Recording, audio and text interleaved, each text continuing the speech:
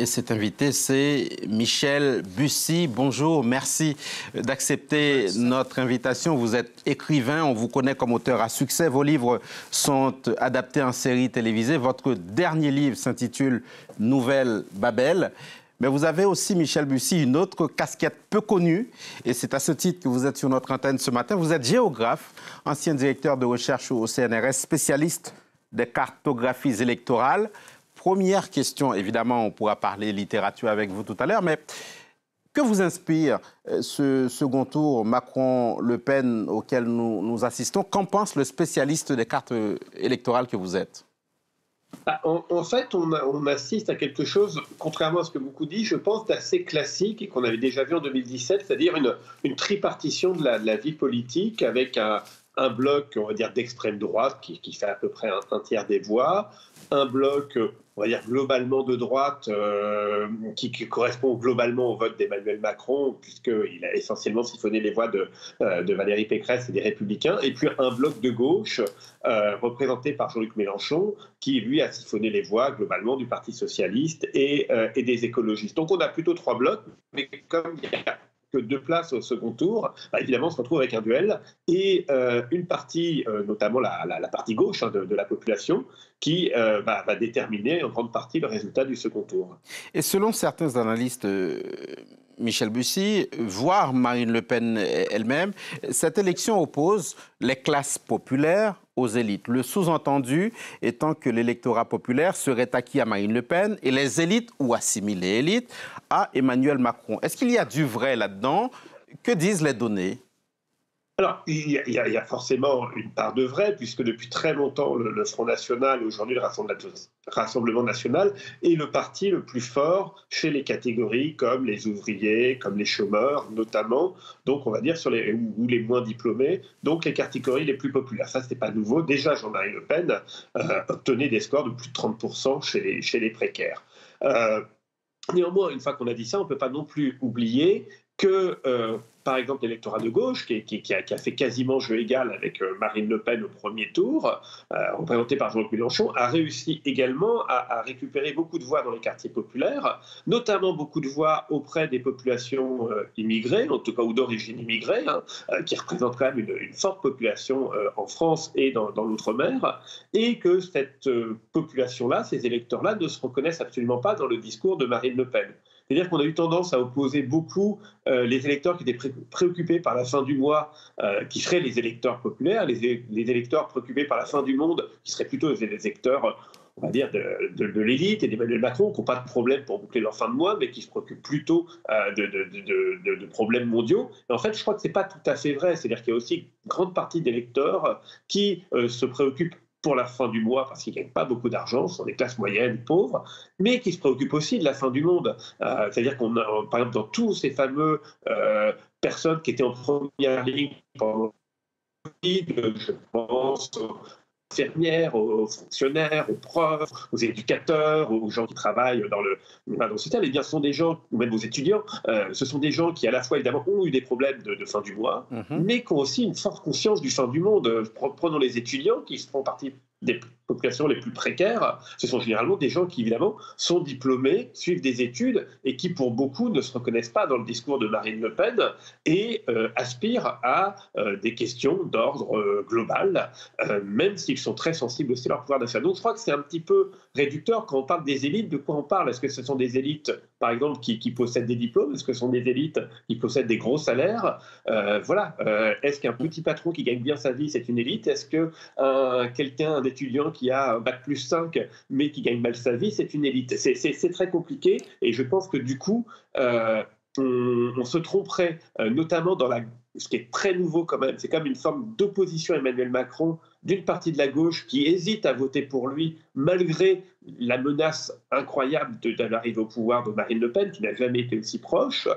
C'est quand même le témoignage qu'il y a une partie de la population qui ne se reconnaît pas dans les élites, qui ne se reconnaissent pas dans une politique libérale des gagnants. Voilà. Justement, et ça, Michel Bussy. C'est-à-dire qu'eux ne veulent pas être considérés dans le camp des élites. Justement. Parce que très clairement, ils n'y sont pas. Justement, Michel Bussy, ce qu'on note, on a bien compris l'histoire du clivage géographique ou encore du clivage générationnel. Un mot tout de même sur ces barrières idéologiques, pour les appeler ainsi, qui semblent s'être affaissées. Marine Le Pen ne fait plus peur, plus autant en tout cas. Certains notent même une espèce de confusion entre droite extrême et extrême droite. Est-ce qu'on est en train d'assister en France à une recomposition sur le plan idéologique? Moi, je ne crois pas. Je ne crois pas parce qu'en fait, on s'aperçoit là que il y a un très fort barrage contre Marine Le Pen. Il y a un front républicain qui se met en place comme il s'est mis en place auparavant.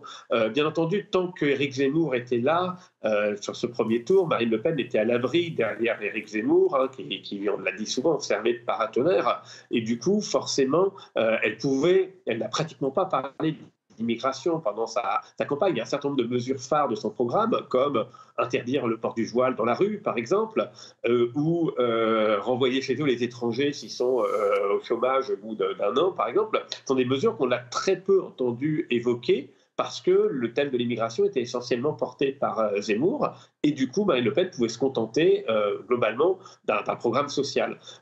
Or, aujourd'hui, évidemment, le débat porte sur l'ensemble de son programme.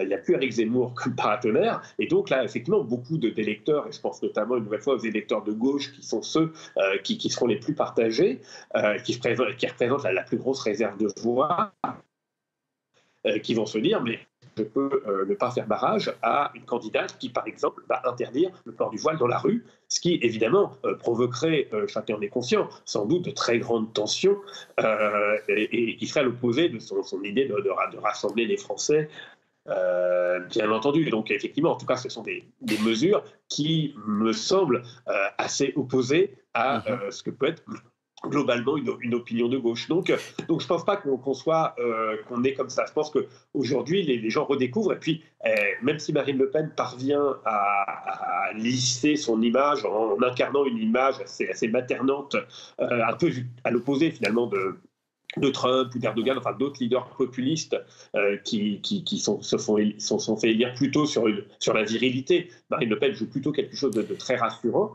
mais entre guillemets, ses lieutenants de Marine Le Pen, je pense à Joanne Bardella, etc., restent quand même sur une rhétorique extrêmement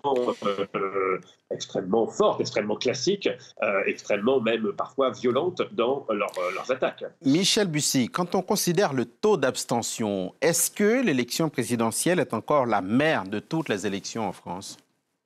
Alors moi, je dirais non. Alors évidemment, les médias sont excessivement concentrés sur l'élection présidentielle. Bien entendu, l'élection présidentielle est un feuilleton permanent, et dès le début du second tour, on va commencer à parler d'élections de 2027 en se disant tiens, qui seront les candidats, etc.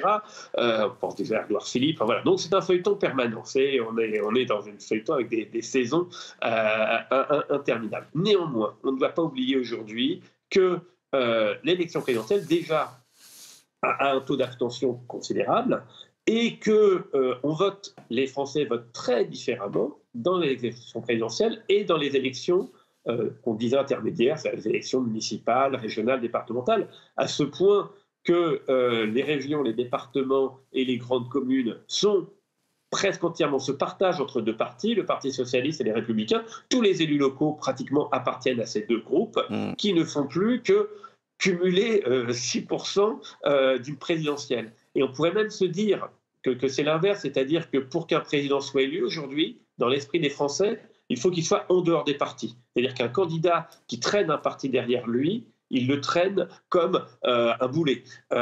Alors que pour être un élu local, il faut avoir un parti derrière soi, parce qu'il faut montrer qu'on est capable de gérer avec des moyens au quotidien. Et donc on a presque une inversion, c'est-à-dire qu'un candidat qui est élu local aujourd'hui à la présidentielle le traîne, on l'a vu entre Valérie Pécresse et Anne Hidalgo, ça a presque été des handicaps pour eux d'être des élus locaux. Merci. Pilotés par un parti. Merci beaucoup, Michel Bussy, pour votre éclairage, votre analyse, romancier à succès, mais aussi géographe spécialiste des cartographies électorales. Dernier livre paru, Nouvelle Babel, aux éditions La Presse de la Cité. C'était l'invité de